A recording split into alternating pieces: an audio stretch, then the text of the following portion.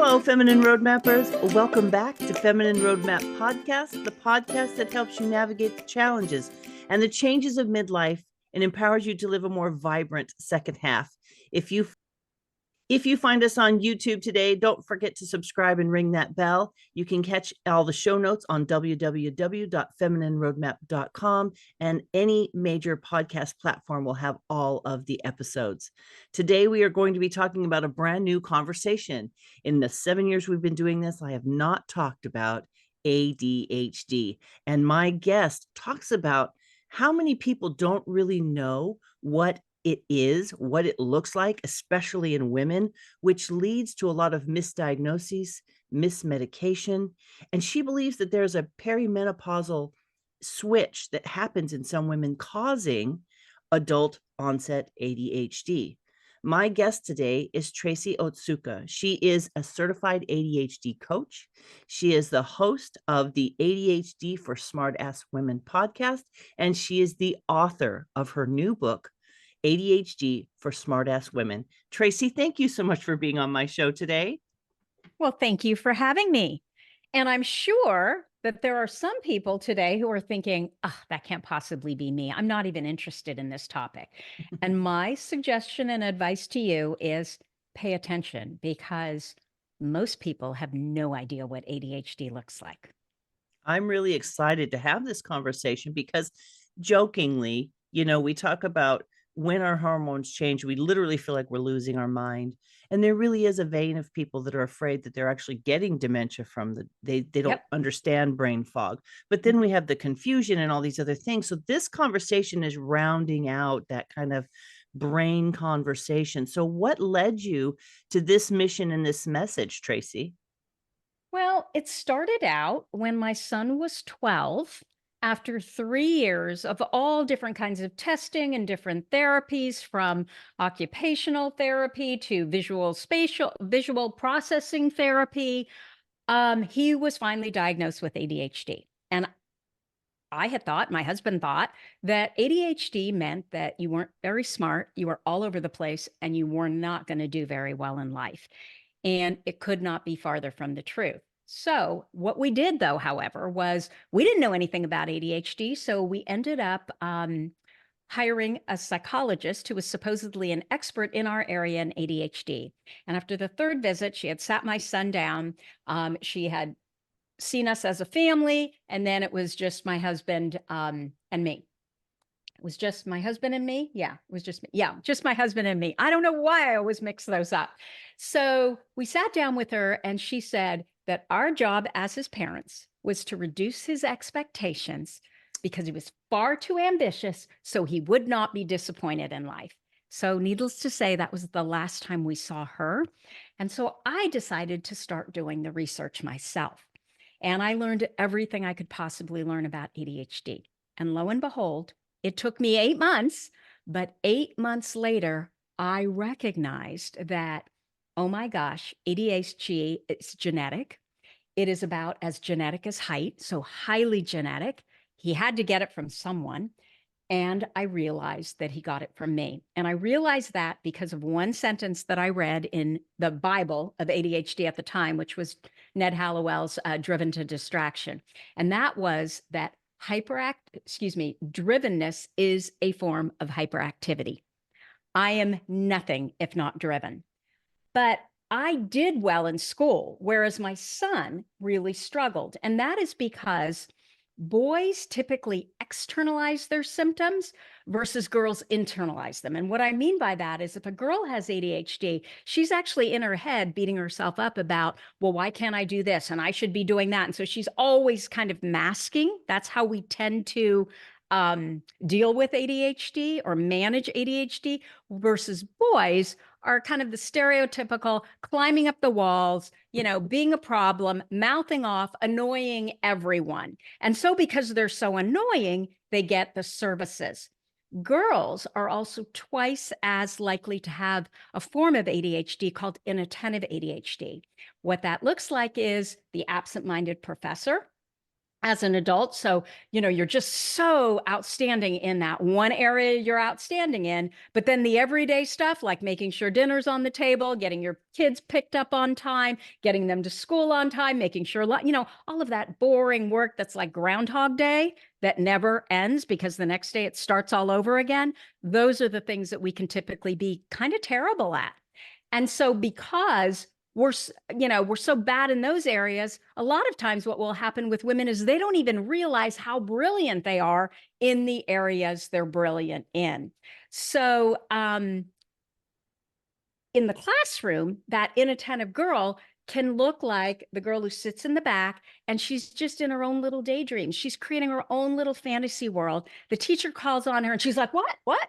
And she doesn't even know what class she's in, um, let alone that she's in school, right? Because she's in her own little fantasy world. So, what happens to girls and women after years and decades of internalizing all these symptoms?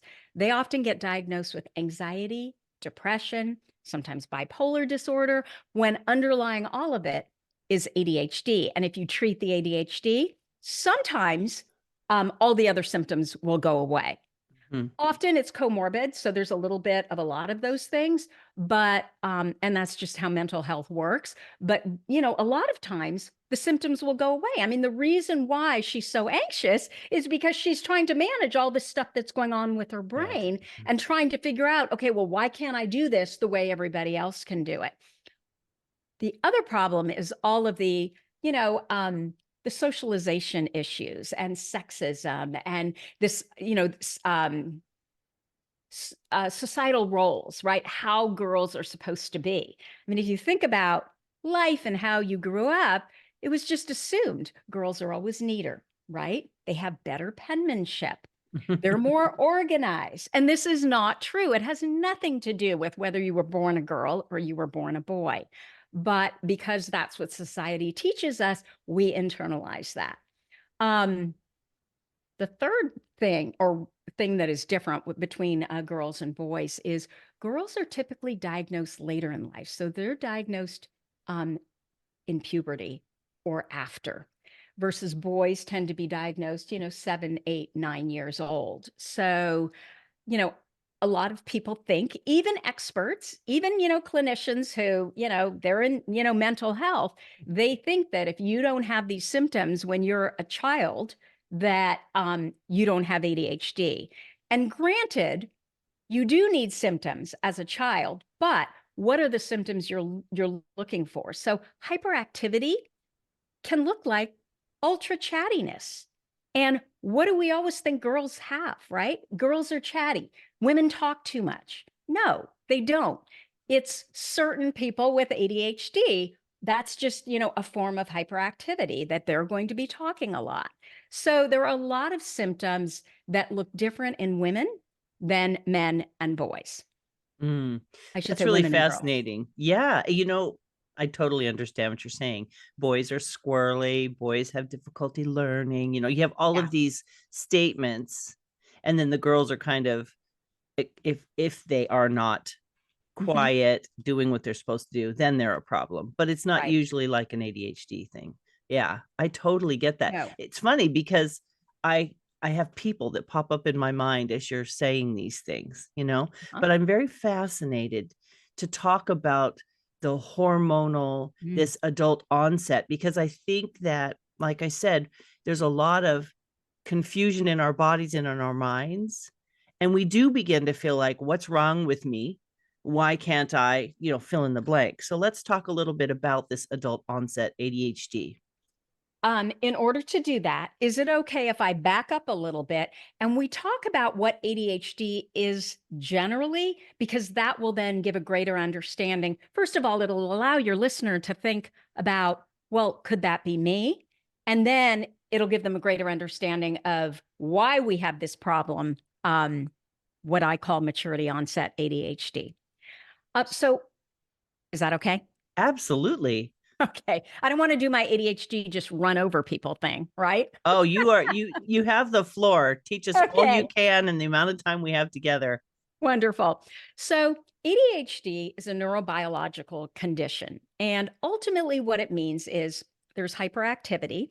you can't sit still, or hyperactivity in the brain, you can't shut Hmm. the brain off, right? There's impulsivity, which bottom line means you act before you think often. And then the third one is distractibility. So you struggle with focus, you struggle with attention. However, what I want to say, and no one ever talks about this, and this is my big, this is what I talk about. 43% of all adults with ADHD are in excellent mental health. Yet all we do is focus on the pathology, right? We focus on what the ADHD brain does not do well. Well, I will assure you that, yeah, there are things that we're not so great at, all those things that I talked about before, unless it's an area of interest.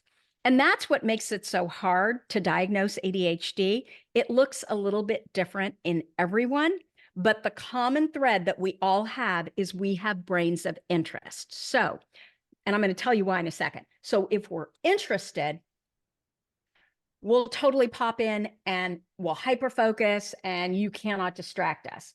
If we're not interested, we could care less. And that's how you end up with that kid who parents will say, "Oh my gosh, it's a character flaw, it's a moral failing. He's not trying hard enough. She's not trying hard enough."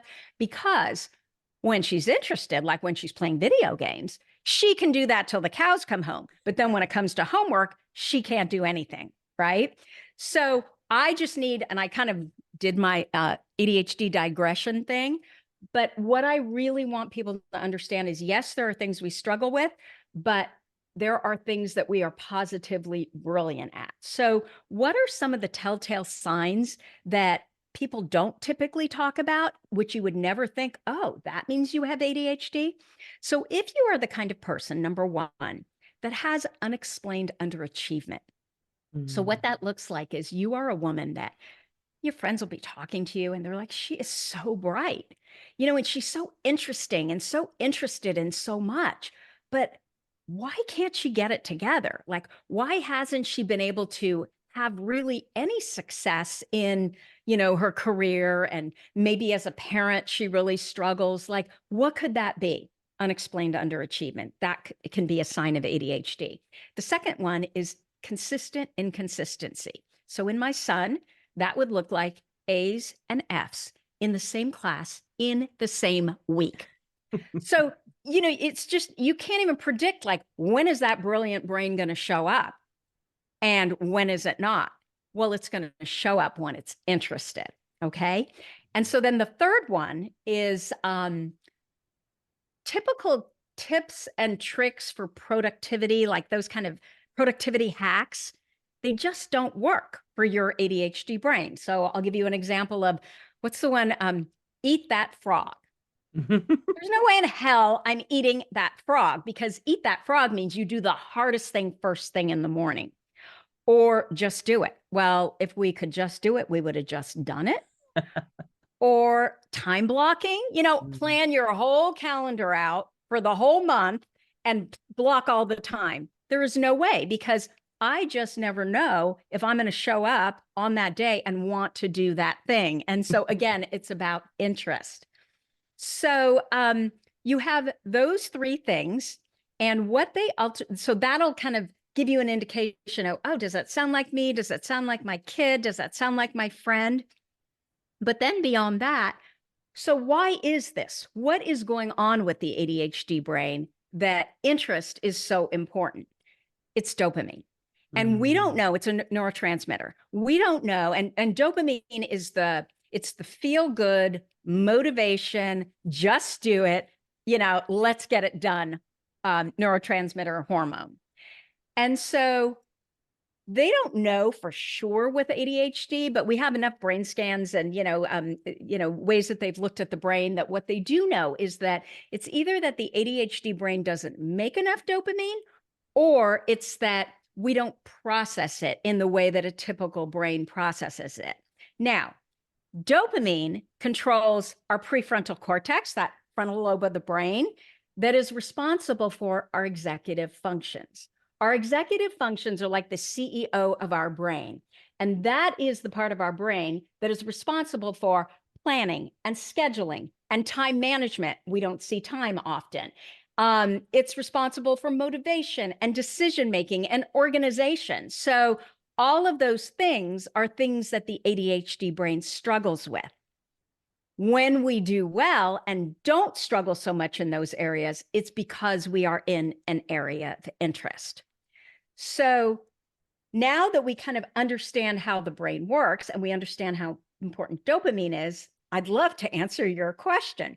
And your question was, so what is the deal with this late in life, ADHD kind of diagnoses that a lot of women are receiving?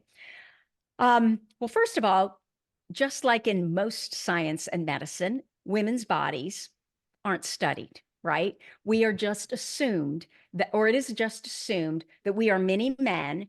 And so when it comes to everything from, architecture and how we design, homes and office buildings and cities and, or how we organize them or how we determine what thermostat should, where should we set a thermostat in an office building? Like women are never considered. And so what ends up happening is they're ignored. And that is exactly what happened with ADHD. So all of the research up until very recently, and even the research that we have now, it's little tiny, study sizes.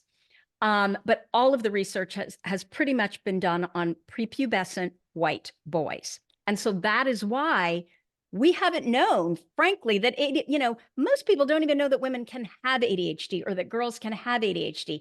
That's changing because of COVID. And, so the pandemic, everybody was staying at home.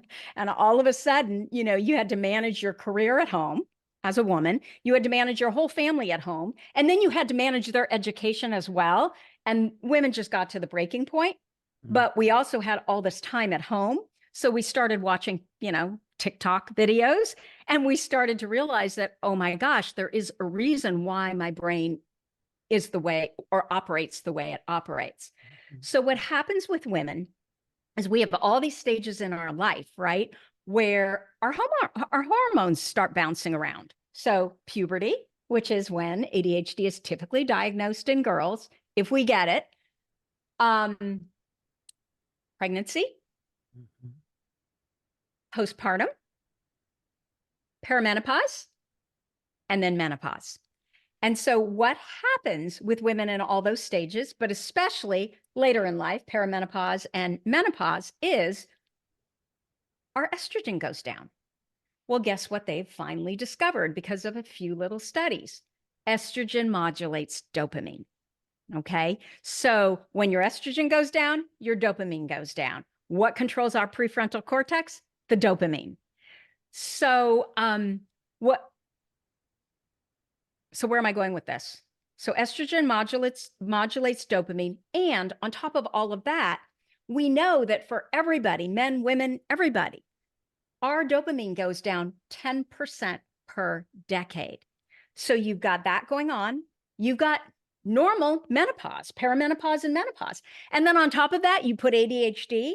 So where do you think our dopamine levels are, right? They're literally in the toilet. And so women like me, who I have always had ADHD. I have always been extremely hyperactive. I've always been really chatty. I'm totally entrepreneurial. And I believe that most entrepreneurs are somewhere on the ADHD spectrum because it is a spectrum.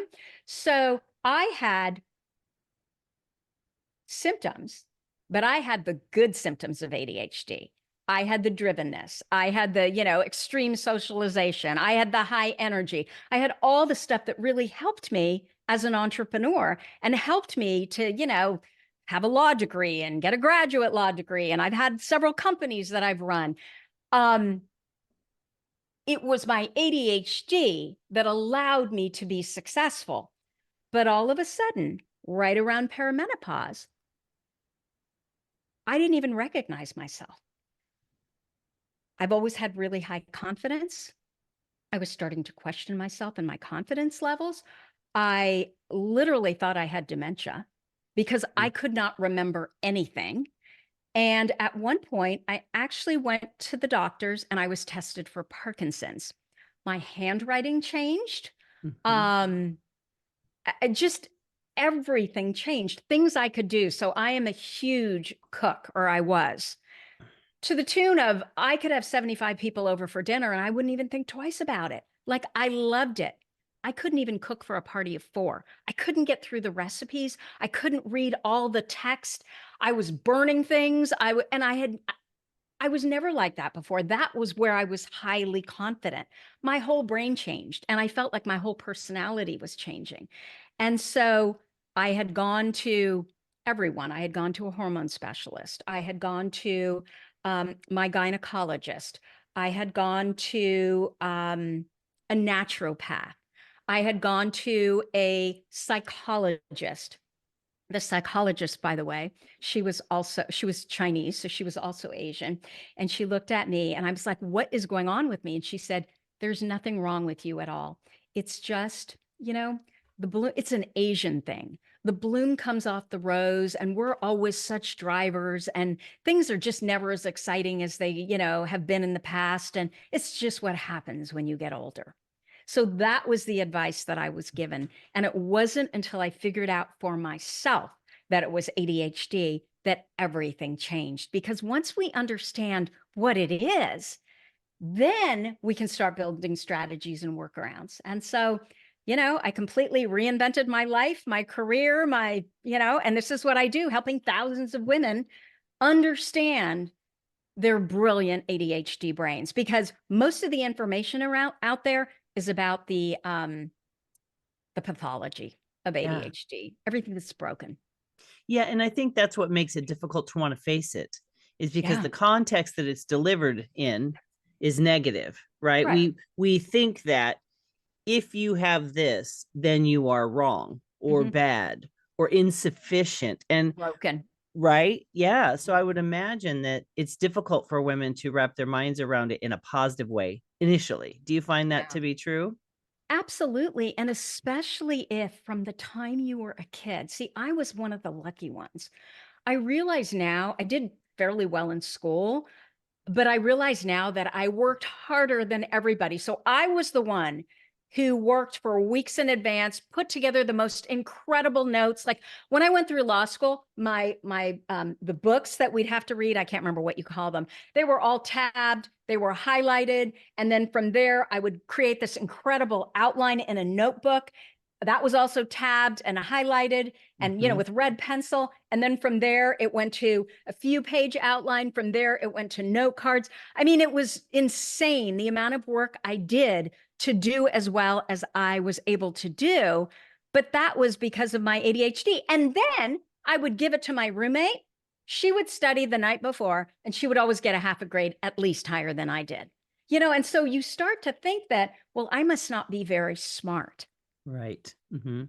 And I was lucky. Like my son, I remember he went to 3 high schools in 4 years. And in his junior year, he was so excited because finally he was able to sit down with the college counselor.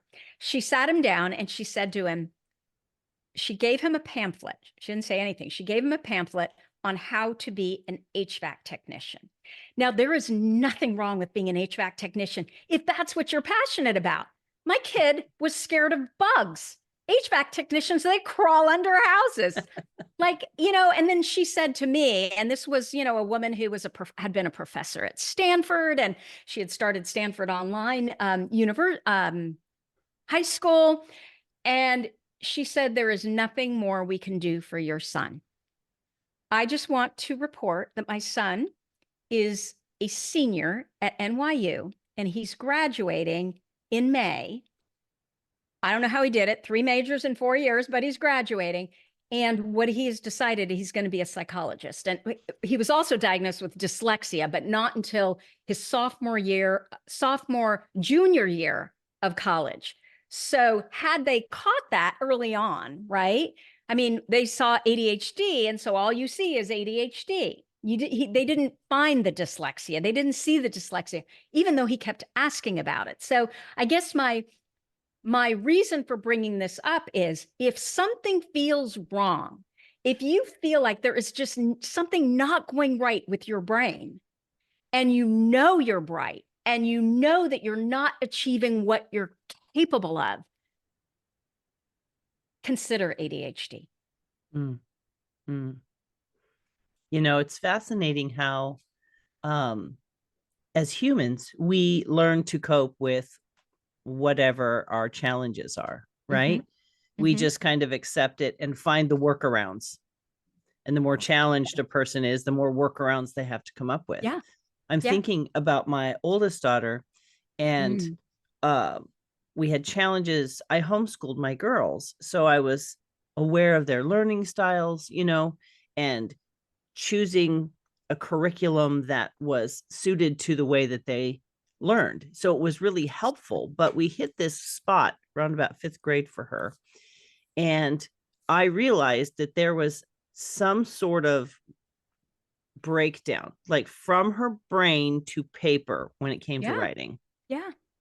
She couldn't do like a simple book report because there was some kind of a processing Yes. dysfunction. So, this is the thing as you talk, we struggled through that as a family. And I tried everything I knew and things that I wasn't sure were going to work. And we finally found a place. Like we did a very non-traditional because I needed to give her a feeling of I can do this, because it's so demoralizing to struggle without knowing why you're struggling. Do you You just find think that you're to be true? stupid, Yes, and right? that's the thing. Like, I'm not good at this, or I can't, which drives me bananas. The word can't, because maybe you can't do it to that level, but there's so much we can do. So these workarounds that you're talking about, the highlighting, the coloring, the tabbing, the this, the that, you know, I see that. And we ended up doing word vomiting, is what I called it. We're not going to worry about what the words are, what they mean, whether they're important, just get them out. And once I helped her process getting them out to the whole in your head thing. So, what strategies or what things do you encourage women to do if they consider that this is a problem that they have? They probably have a workaround, or maybe they just have given up. I don't know. I guess it could go either way, right? Yeah. I mean, sadly, what happens to a lot of women is they develop what we call learned helplessness. And you can Oh, understand why that would happen, right? yes. If your entire life you try to do things, you can't do it. You can do it. You can't do it their way, but you have Oh, your own way. And so if you're constantly told your way isn't the right way, this is how you have to do it, you're just like, okay, forget it. I'm not going to do it. Okay, tell me what to do. And then the mm-hmm. rest of your life, you're being told what to do. And then guess what happens? You know, right? Yep. When you're living, what ends up happening is when you're doing what other people want you to do, right? You end Mm-hmm. up living their life instead of your life.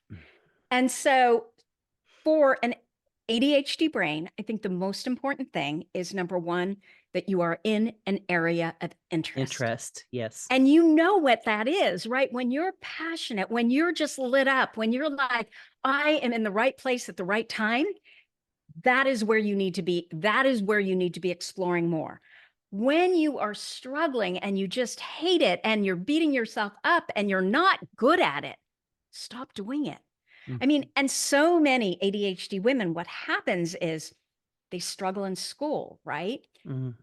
Their brain is because also with ADHD, and this is mental health. What we are discovering is that when you have one thing, like let's say you have anxiety, and anxiety is just stress, right? It's your nervous system regulation and Mm-hmm. how you're dealing with your nervous system. And you could understand that if you're a young girl and you have ADHD, that you would have anxiety because you're stressed all the time. So, what was the question? Where were we going? My Well, I was ADHD talking brain about at work. what's so funny. Now you've got me on a tangent about dysregulation, Mm. that whole dysregulated system, because I was basically commenting on you either give up, right? Or you Oh, yeah, learned can't. helplessness. Learned Yeah. helplessness is where we were headed.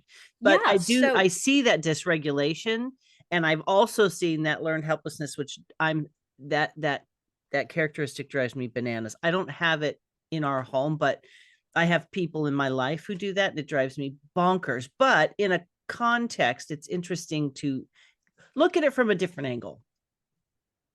yeah, absolutely. If you have never felt safe, if Mm, you have never felt like you are seen for who you are, mhm. regardless of what you do or how you do it, that's trauma. And what's traumatic to me may not be traumatic to you, and vice Mm. versa, right? So we have to take that into account. And guess what? The symptoms of trauma mirror ADHD almost exactly. So then you throw trauma into the mix. What do you think your prefrontal cortex is doing? You know, Mm. it's constantly off, right? And on that high Um, alert, which takes yes. all of your energies and all of your resources Yeah. away from this task at hand. Right. From the planning, the processing, the Mm-hmm. scheduling, Mm-hmm. time management, all of it. Mm-hmm. So, okay, so we were just talking about learned helplessness, and then but you had a question beyond that. That, well, we were talking about, you know, how how do you help women, because they're either Interest. going to give up, or they're, Right. Right. So you need to be in an area of interest. And so what okay. I was saying is that because school can be so hard for so many of these girls, they end up in these menial jobs. And I have a theory that ADHD women are not meant to follow. So stop trying to fit in. You are never Mm, going to fit in. You are meant to lead. So the goal is figure out where is that, because when we're in interest, we pop into hyper focus, so we learn faster and better than anyone else. mm, And my premise is that anyone that has moved any big ideas forward in life, I'm certain the wheel was invented by someone with ADHD. It is a person with ADHD, because remember how we were talking about all the thoughts, right? mm-hmm, The mm-hmm, hyperactivity of all the thoughts. That's what goes on in the ADHD brain. So those thoughts, though, are exactly what make us creative. So someone who's linear thinking, they're just thinking of what is in front of them. And they already know what they expect. And so that's all they see. The ADHD brain, which can kind of sometimes feel like, oh my God, she's all over the place and she's daydreaming but that exact brain type is what is creativity. We have all the thoughts all at the same time, and then we're able to harness them and put them together in a way that nobody has ever thought, to create a product that nobody has ever come up with, or an idea that no one has ever thought of. So we need people with ADHD, and we need typicals to support them, right? Because mm-hmm. we are great starters, all the ideas.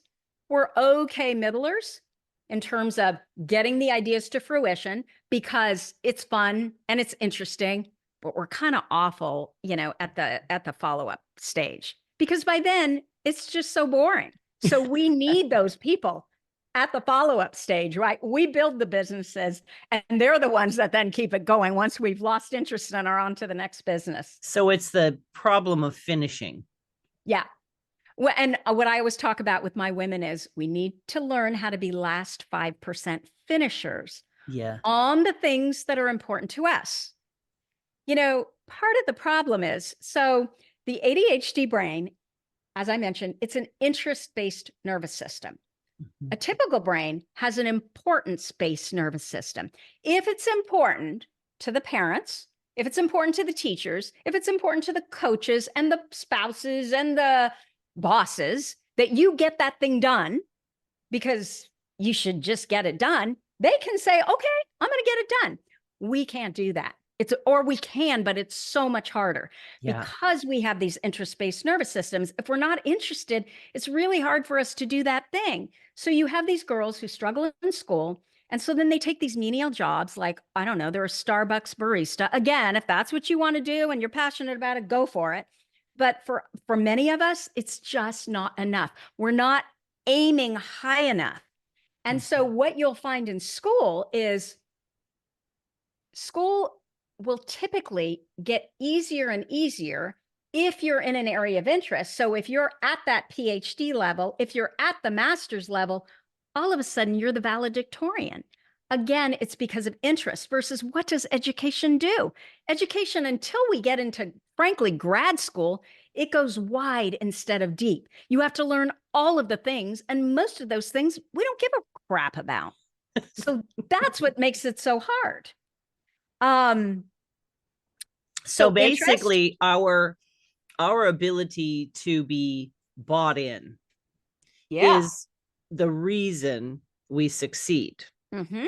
And if Mm-hmm. we're not bought in, it's literally like fighting upstream. It's painful. Yes.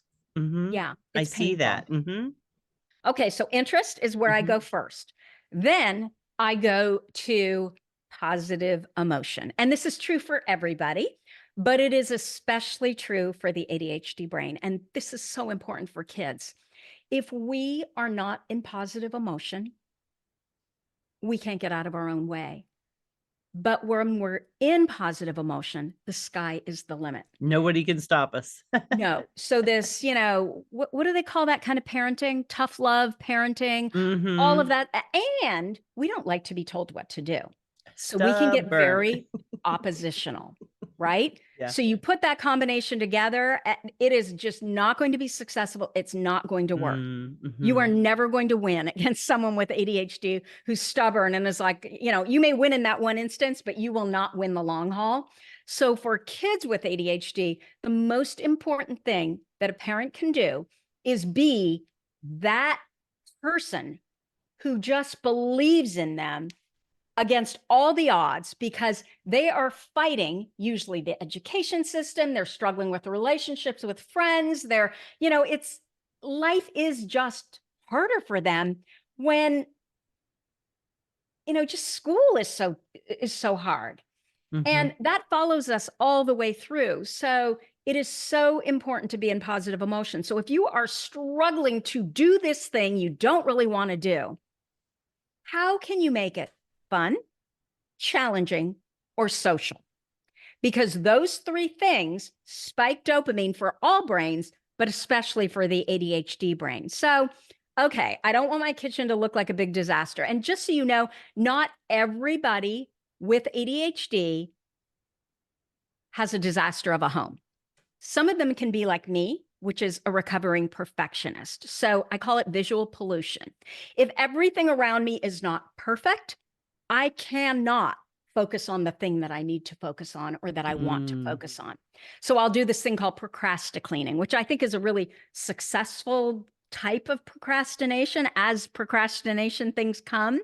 But still, I want people to know that, again, you've met one person with ADHD, you've met one person with ADHD. The symptoms look different in everyone, a little bit different in everyone, but we all have this interest and we all have this need for positive emotion. So if you've got to get that thing done, because we all do, we live in a society that, you got to pay your taxes, you got to pay your bills. How can you make it challenging? How can you make it fun? How can you make it social? We're very social. Connecting with other humans is Mm-hmm. so important for us. So again, if I've got to get the dishes washed because I'm not going to walk out in the morning to this kitchen that's a big disaster because positive emotion, right? So what can I do? Well, I can put on music. I can, enlist help, which they should be there helping anyway. Yeah. Enlist help, to kind of make it a game. I know that, okay, last time I washed all the dishes in 12 minutes. Today I'm going to beat that time. We love to be challenged. I'm going to do it in 10. And you put on a timer. And then, of course, my big one is I can listen to a podcast. So I can do whatever I need to do to make that task more fun, challenging, or social. It's bringing dopamine into the Yeah. equation for yourself is what I hear you saying. So if it Hmm. is a dopamine crashing task, you Yeah. know, what is going to bring the dopamine back into the equation Yeah. so that now this perimenopausal, Hmm. how is it presenting itself? How are we as women going to maybe recognize it or identify the possibility that this could be something we're Hmm. struggling with? Well, and it's hard to tease it out, right? Because just perimenopause and menopause in general, Everything is it's up. the same area of the brain, right? So Mhm. it's a dopamine issue too.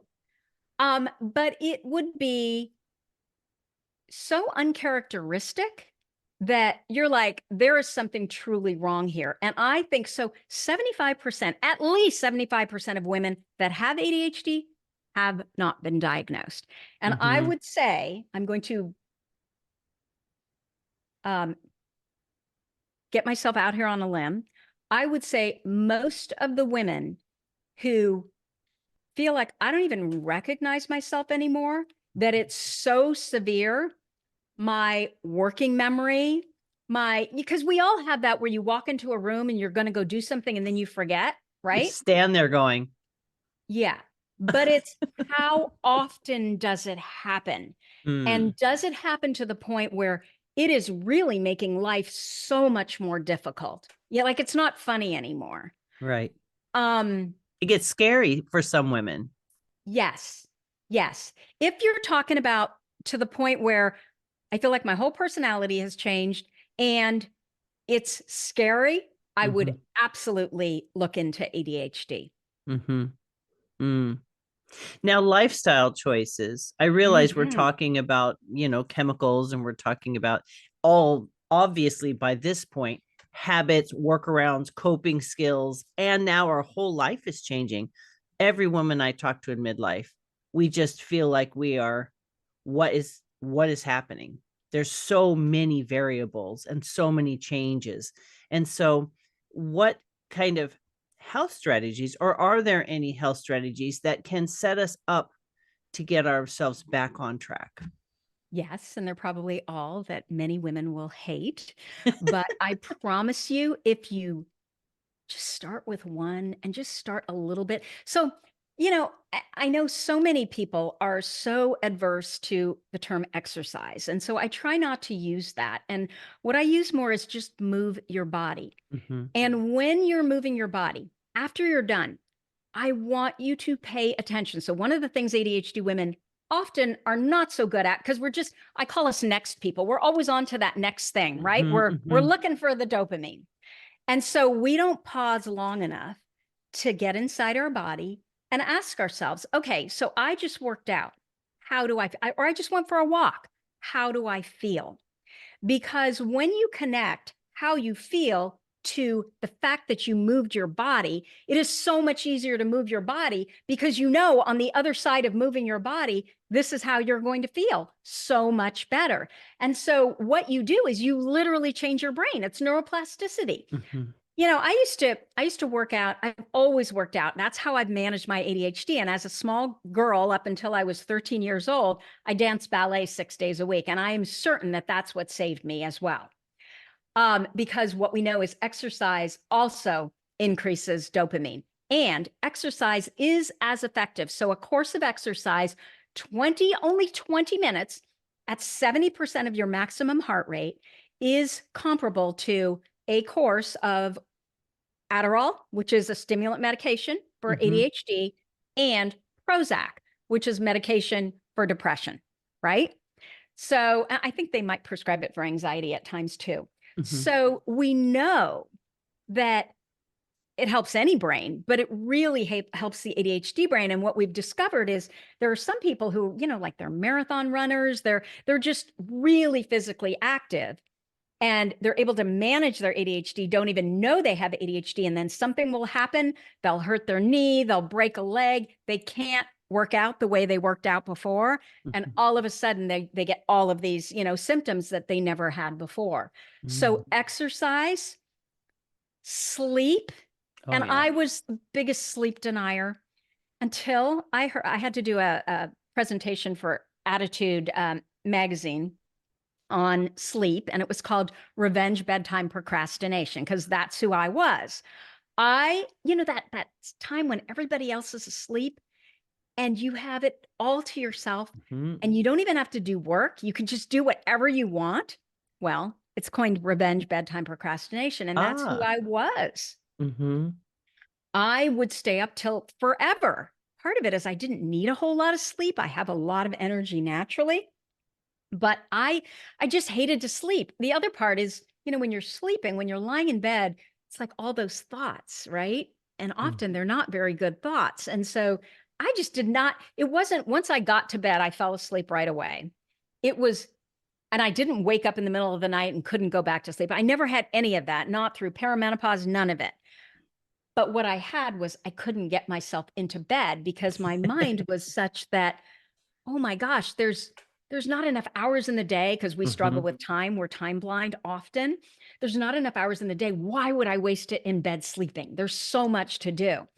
And then I found a statistic that showed that the quantity and quality of your REM sleep is directly proportional to your lifespan.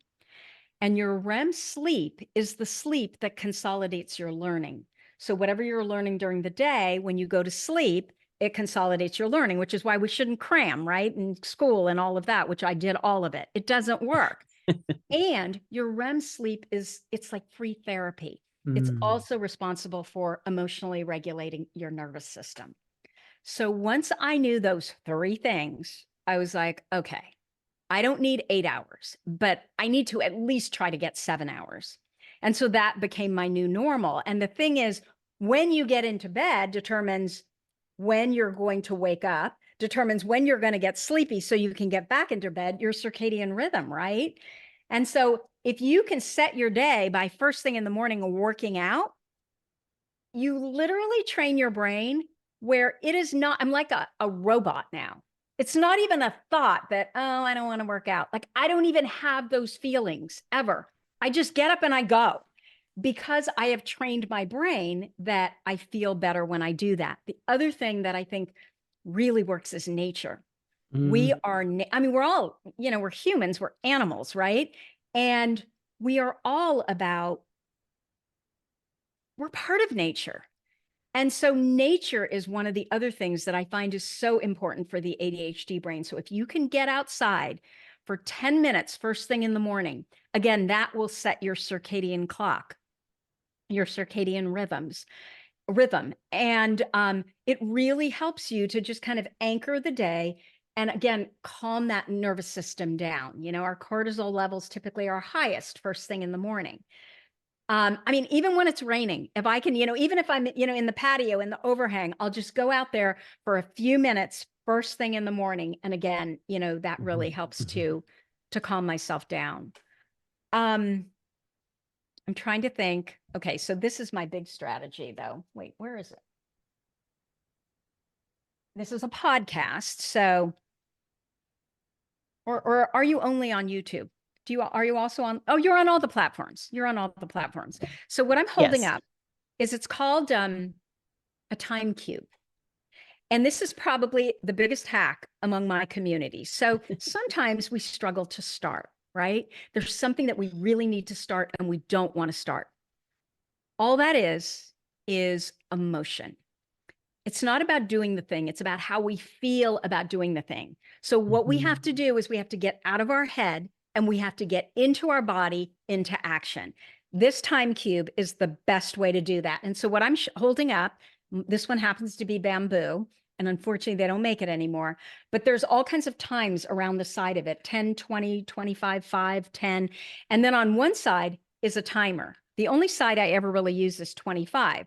So what you do is you literally just set it like this and you turn it on its end and it automatically starts counting down. And Ah. so the beauty of this is you are right away getting into action. And so the deal I strike with myself is you can do it for 25 minutes. That's all you have to do. If you want to quit after 25 minutes, you may quit. Do you know, in, I don't know, 6 years of using this strategy, I have never quit once. So, what this does is it sends me down into hyper focus and it basically takes me out of my brain and gets me into action so that I'm not sitting there just, how we can be in our brain and we're Mhm. thinking we're actually doing something about a problem when in Mhm. fact, we don't know how it's going to work out until we get into action and do it. So this is for, I know my ADHD women, like the best hack ever because it forces you to get into action and we can do anything for 25 minutes. Yeah. I was going to ask you for three key takeaways, but you literally just did them all. You just nailed them all. Do you have anything else that you would like to add to that? Because that was such a complete wrap up of how to manage if we're feeling these things. Do you have any other takeaways that are important to share before I we think finish? that probably the most important thing I will say, especially when it comes to our medical health, is we are the best expert on us. I don't Mm-hmm. care who the doctor is. I don't care who the specialist is. I don't care who the therapist is. They don't have access to that inner rudder that is who we are. Mm-hmm. Only we do. And we cannot give that away to anyone. And what I find is in midlife and beyond, especially in our society where, you turn like late 40s, 50, all of a sudden we become invisible, as women.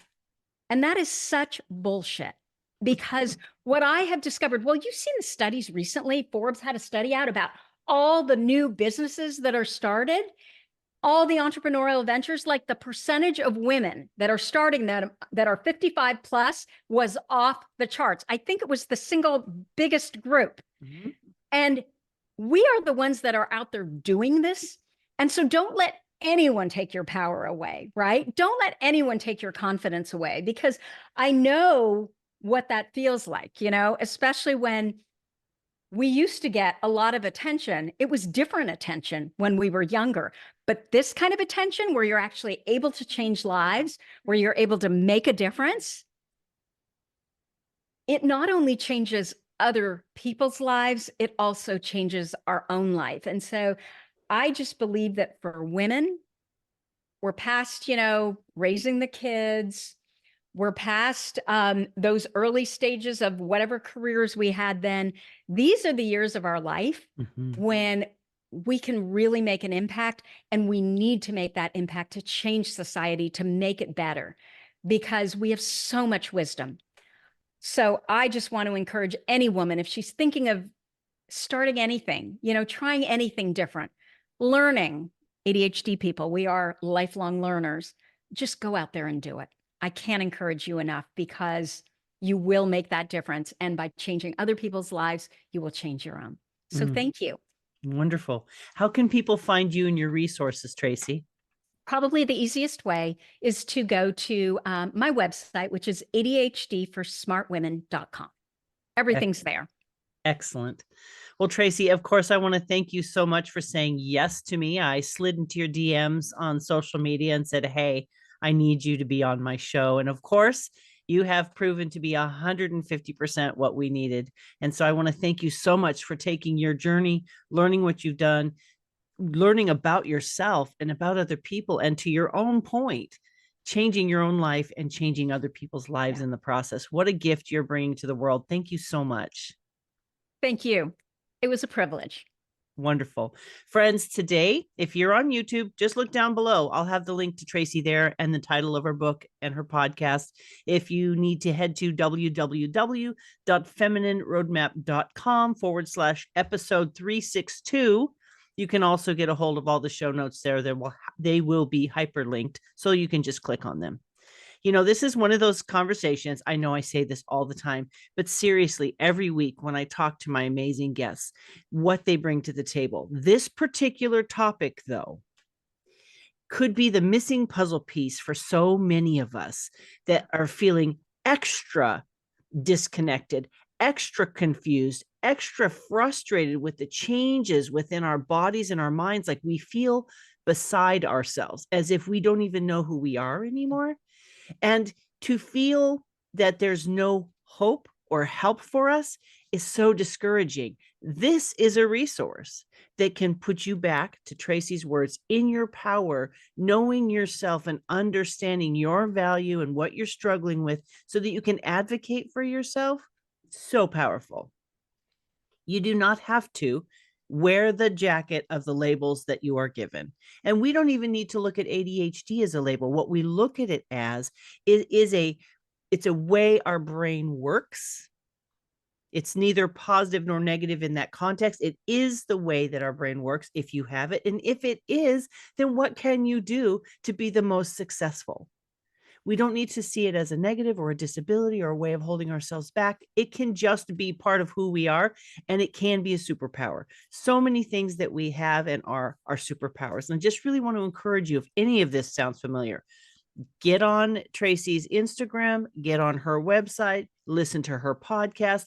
Just be curious and educate yourself. If it's not you, maybe it's your daughter or your mother or your sister. Why not go in community and move this forward in a way where we can tap into the best of who we are. And if we know what our challenges are, then we can face that challenge and use it to make our lives better. So friends, tap into those resources, figure out what it is that you're struggling with. And there's hope. There's always hope. You're not broken. There's nothing wrong with you. This is just a shift in a season, and there are ways that we can be successful. Thank you so much for being with us today. Please share this conversation with your friends, your sisters, your cousins, anybody you can think of that this might relate to. And I look forward to sharing more interesting and empowering people and conversations and strategies with you in the weeks to come. Take care, my friends. Bye-bye.